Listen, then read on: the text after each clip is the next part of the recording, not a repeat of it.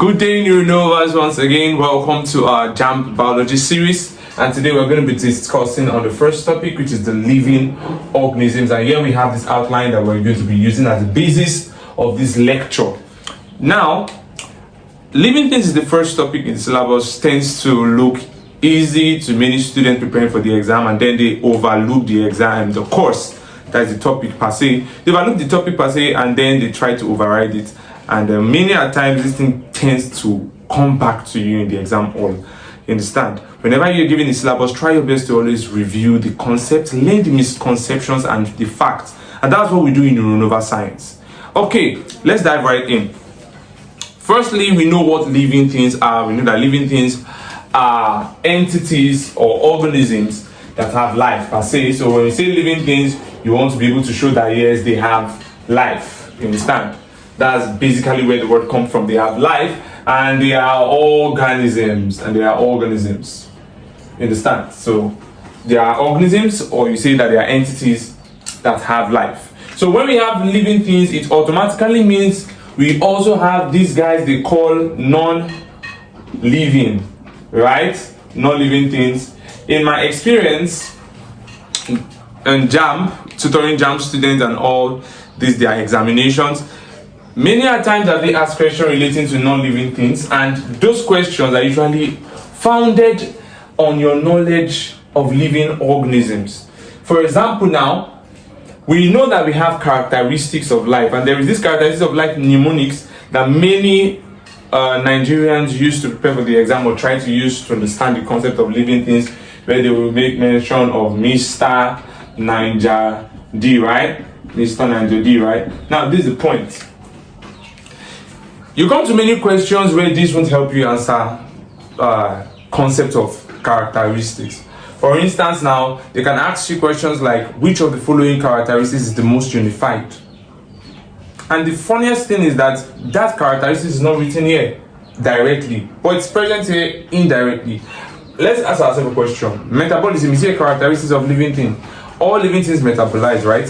You break down food, that's metabolism. You respire, which is still a part of metabolism. Even growth is a metabolic process. Literally, 90% of your body chemical processes are founded on the process of metabolism. But why is it not here in your characteristics of life? And then that therefore serves as a hindrance from such candidates being able to decipher what the answers to such questions should be. Okay? And we are going to be exploring all those concepts. And I'll be giving you a better mnemonic to understand the characteristics of life broadly. Okay, good. Now, when we hear the word characteristics of life, when you hear the word the characteristics of life, what are we talking about? We're talking about all, or you say when you say characteristics of living things, all the same. You're talking about all the processes that living things tends to exhibit for them to be called living things, or those processes, those activities that an organism have to possess for you to say it has life, right? Good. And then you have this Mr. Niger concept, but I will be giving you a concept or mnemonic that you can use, and that is the Mr. H. GRENIC. Because many of we students preparing for exam, you tend to use the your preconceived knowledge about this mnemonic Mr. Niger D to pick answers. For example, they ask you in an exam, which of the following is not a characteristics of life, and because you are only conversant with what's in here, or the modified one you think about, which is Mr. Niger Lag, or some of you that call it Mr. Niger Lag, where D is death and adaptation lifespan, whatever the case may be, you tend to then not find H, that's homeostasis, as a suitable part of the characteristics of life. So it's very important for you to understand that characteristics of life spread wider than this band that you look here. That is Mr. Niger D mnemonic. So most appreciable, I will recommend you get used to the Mr. H. GRENIC, where the M here stands for movement. It stands for movements. It stands for movement. We will explore the concept of movement in later lectures, And then when you talk about R, the R here will stand for reproduction. And I want to say something about this reproduction that you see here. Now, you can be asked in an exam which of the following characteristics of life is the most essential, or which of the following characteristics of life is the most important. It has come out in previous years. Don't worry, when you look at our past question series that we're going to be dropping, you tend to come across some of these questions. We will actually make reference to the years those questions tend to come up. Now, we talk about M, which is movement, which I will still briefly explain soon, and R, reproduction. And there I said that reproduction there is the most essential characteristics of life, because the major essence or purpose of life is continuity. You understand? Continuity. So there you have continuity. Continuity of life is made possible as a result of the process of reproduction. So you should take note of that. And then we have our H here. We have our H, where H stands for homeostasis. Homeostasis. Yeah, that's the maintenance of a fairly constant internal environment despite changes in the external environment. So we'll still explain those things. I will expatiate on that. Homeostasis. And there, G is your normal growth. That's the growth we're conversant with, I think, growth. And then we have another R here, bear with me. You have another R there, where R is respiration. That's your respiration.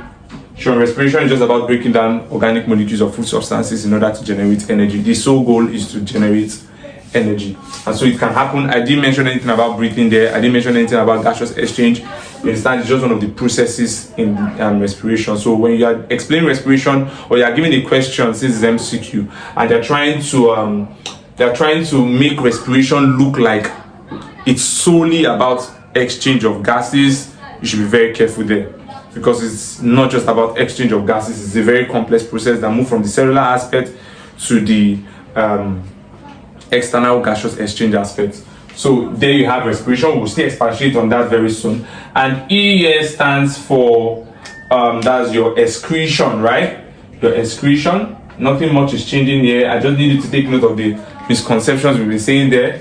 And then you have N. You have N, and N is your nutrition, right? The ability to feed. Nutrition, which is the ability to feed. And I, on this other hand, that's the I there, it stands for irritability. Irritability. Now, this is another concept now to give you. If you notice, there is no C in your Mr. Niger D and there's no C in your Mr. Niger Lack. Okay, there's C in Mr. Niger Lack, for those of you that even knew about Mr. Niger Lack. But, as the case may be, in Mr. Niger Lack, C is competition. But in this concept we're using here, C is not competition. You understand? I'm not saying competition is not part of the characteristics of life. It's there. I'm just trying to show you that there are different rudiments to these characteristics. There are different ways you can present it. If they ask you in an exam about lifespan, yes, lifespan is the characteristics. If they ask you about adaptation, yes, is the characteristics. If they ask you about, I wrote large, sorry, I meant dark rather. So if they ask you about C, that's competition. For those people that don't want to use lack, they usually use D, that is death or lifespan, right? Lifespan, the period from mortality to natality, or rather, you can say natality to mortality, because you give birth first before you die, right? Good. So, either is irritability, then you now have this last C here, which is cellular organization. You see that there? It is very key. I'm sure that before now, 90% of Nigerian students, if they've asked them which of the following is not a characteristic of life, and they put this movement, they will know that yes, movement is a characteristic of life. Maybe option A, movement, they'll pick that one. Yeah, they'll say, okay, it's not movement, because movement is a characteristic of life. And they ask you which not a characteristic, right?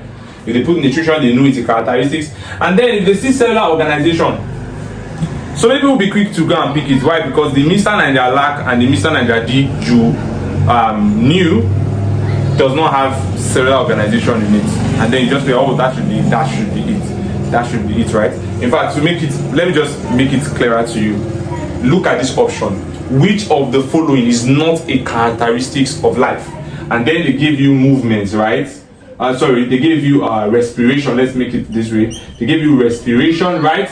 They give you locomotion, right? Okay, they also give you this cellular cellular organization. You can see where I'm going to right now, right? They give you cellular organization, and then they also give you irritability. So looking at that now, you have this option. Many students will look at it and be like, oh, respiration is a characteristic of life, locomotion is a characteristic of life. Yes, locomotion is also called movement, right here. And they'll be like, yeah, that's characteristic of life. And then cellular organization, well, I didn't hear of cellular organization. Mr. Najadi does not have, Mr. Black does not have. You think all those things, and you know, you feel you know what you are doing. It happens. And then irritability, you'll be like, yes, I know that. The only thing I don't know of this is cellular organization. And you click it as not. The question is, which of the following is not, right? And you now click that cellular organization is not. And then when you come from the exam hall, you feel so so good that yes, you know what you picked. That is the reason why the performance of students has been poor. But as neuroscientists, you have the full knowledge of every concept in the syllabus. You understand what I'm saying now? So in this case here now, the correct answer should be what? The correct answer should be locomotion, right? Because locomotion is not a characteristic of life. For those of you that have always felt that locomotion and movement are the same, they are not the same, right? You understand? Plants do not carry out locomotion, but they are living things. Every concept of your characteristic of life must be unified. That means they must be able to present themselves in every form of life. Do you get that now? So movement per se is about positional changes. Now, it does not mean change in position of the whole organism necessarily. It can just be a change in position of a part of the organism. Now, when you say locomotion, locomotion is talking about a change in the position of the whole organism. So when I move from here to here, carry my entire body from there to there, that was locomotion, right? That's locomotion. But when I just move my hand, you understand that now? I moved my hand. You can't call that locomotion. You understand what I'm saying now? So this locomotion here is not a characteristic of life. Rather, cellular organization is a characteristic of life. Now, let's explain why cellular characteristic is a characteristic of life. There is no living organism in this earth that has life. I get me now, that does not have a cell. Please forget about the concept of virus. You understand? They tell you virus is both a living and a non-living thing. Something that is both living and non-living thing. You understand? You can't use it in a unified theme to justify the characteristics of life, since that thing can be a non-living thing. So we are talking about things that are living things. They are peculiar to life forms. So respiration, locomotion, cellular organization, and irritability. The correct answer there will be what? To be locomotion. So cellular organization is a characteristic of life. So welcome to the new mnemonic I present to you in Neuronova Science, Mr. H. GRENIC. Mr. H. GRENIC. Movement, respiration, homeostasis, you have growth, you have respiration, you have nutrition, irritability, and then cellular organization. Okay, good. Having done that now, let's quickly go through what each of these processes really mean. Let's see if we can go through what each of those processes they really mean. So the first one we have there is your movement. So like I said, movement is simply a change in position. So when you hear the word movement, you are just talking about a change in position. That's movement. So this change in position can be an entire change in position of the organism, right? Or just a change in the part of the organism. So most times when we move as a result of something. We can move in response to a stimulus. I get me now, probably in search of food. There, the stimulus is like hunger or something. So that's why movement happens. And we have different kind of movements, which we'll be exploring in later lectures. There we'll talk about tactic movement, nastic movement. We'll talk about tropic movement, nitinactism. You understand? So we'll talk about those things in later lecture. But in this first lecture, what they want us to talk about is to brief through the characteristics of life. So reproduction is just the ability of a living thing to give rise to its what? Offspring. Please don't be tempted in a theoretical exam to put alive. Because when you put alive, because someone, I don't know, many students, when you ask them, in my years of experience, ask them in production, you always hear this ability of a living thing to give birth to his young ones, to give rise to his young ones alive. That alive you put there as actually is an error of addition. You've changed the concept that they are asking you of. You are no longer defining reproduction, but a type of reproduction which we'll explore later. So reproduction is just ability to give rise to offspring. It's that simple. You are just giving rise to offspring, and it is a tool of continuity of life. This is a tool of continuity of life. It is from reproduction that even the characteristics of evolution comes in, because you are passing traits to your offsprings. Are you there now? So reproduction and adaptations are tools for evolution, precisely adaptation. You understand? They are tools for evolution, because if reproduction was not happening, there would have been no platform for the recapitulation of life. Are you getting me now? So that's the case. Now, homeostasis is just about maintaining, control, balance. It's talking about balance. When you hear balance, that is homeostasis. So it's just about maintaining. You are maintaining a what? A constant, or at least a fairly constant internal environment.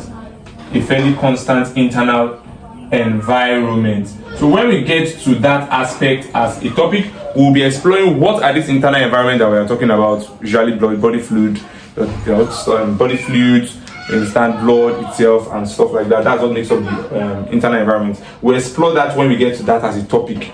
So that's homeostasis. Then growth. Yeah, there's something important I want you guys to understand from growth, and JAMB has leveraged on this aspect I'm going to talk about, because it's a misconception. Now, growth per se is just about an irreversible increase in size, right? And complexity. Okay, so the point there now is this: do non-living things grow? That's the point. You understand? Because these things are characteristics of life. So I want to bring out something here. The fact that these are characteristics of life does not mean that non-living things don't do them. Yes, because movement here is one of the characteristics that serves as a similarity between living and non-living things, because non-living things can move, right? It's just that they move when an external force has been impressed or applied on them. You understand what I'm saying now? So non-living things can move. Yeah. Another thing non-living things can do that's on the board here is that they can grow. You understand? It's just that the way they grow is different. They grow by addition, right? They grow by addition, while your living things grow by metabolic processes. Either now they grow by metabolic processes. So growth is about development and increase in structural complexity. So that's what growth is all about. We're talking about development and increase in structural complexity. Now I need you to get something. I need to get something right. Now when we talk about growth, it's not just about size, because if JAMB tries to play around the concept of microbial growth and you start thinking about increase in the size of individual organisms, you are going to end up picking the wrong answer. Yes, because growth per se is about development structurally and in complexity. When you talk about microbial growth, it's about development in the population. We're talking about increase in the number of, are you getting me now? Increase in the number of individual cells present in that culture. That's microbial growth. But here now, growth in adults, or sorry, in humans per se, animals generally, plants, what we usually conceive is increase in size or weight. You understand what I'm saying now? So I'm trying to tell you, as a biologist, you shouldn't just always put your mind that way. You should understand that this thing we talk about growth is about complexity, is about development. Do you get that now? Okay.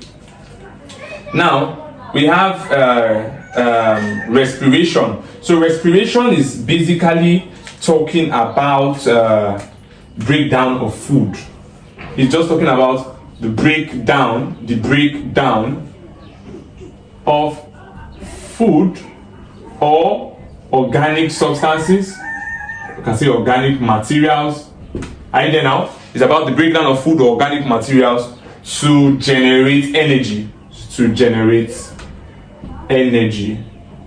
it's actually a metabolic process as well. In fact, let me quickly just drop this. Now, on the board here, majority of the processes here of these life processes are metabolic. You know, I said earlier that there might be some processes they didn't write in the characteristics of life that are actually present there. For example, metabolism. Metabolism is a characteristic of life because movement, respiration is a metabolic process. Movement is aided by metabolic processes as well. Now, even your homeostasis is metabolic dependent. Growth is metabolic dependent. Respiration as well. You see that now? So many of these things on the board are metabolism. Do you understand what I'm saying now? So when they ask you a question about characteristics of life, be very careful on how you pick your answer, because it's not as if all processes, all living characteristics are written in the mnemonics, you know. So in neuronova science, I try to make sure that the concepts are very clear enough and you gain scientific maturity when you want to approach questions. So here now, respiration here is talking about breakdown of food or organic materials to generate energy. That's the key thing there. We're going to expatiate and explore more when we get to that aspect as a topic in later lectures. Now, nutrition is all about feeding. You are taking in food substances that contain nutrients. It's all about feeding, right? It's feeding. You are taking in food substances that contain nutrients. And we know we have different variations of nutrition. We have those that are autotrophic. We have those that are heterotrophic. Where you have autotrophic being organisms that have the ability to feed by themselves, that they produce their food, right? But in heterotrophic, they are dependent organisms. So basically, they have types and variations. Good. Then irritability here is just about sensitivity, your ability to respond to stimulus. Oh, there is a very noxious feeling, maybe there's an irritating, or let's just say, okay, there is this pressure impression on your hand or your skin, you feel it, right? And then you respond to it, maybe you move your hand from it or something like that. So that's irritability. So when you talk about irritability, you're talking about sensitivity. You are sensitive to the environment, you can feel, right? So that's sensitivity. So this is where your sense organ comes in. It's your sense organ that enables you to carry out irritability, right? Okay, we'll explore that in later lectures as well, because this first lecture is an introductory lecture. Then we have cellular organization. All living things are made up of cells. That's just it. That's what we are talking about in cellular organization as a characteristic of life. If you are a living thing, you must be made up of cells. It's very simple. You see that now? So that will be that for the first part of this series. Endeavor to drop questions on our comment section for in any aspect here that you are not clear about, and we will ensure that we get to you either through videos or we respond to the question right there in the comment section. Thank you.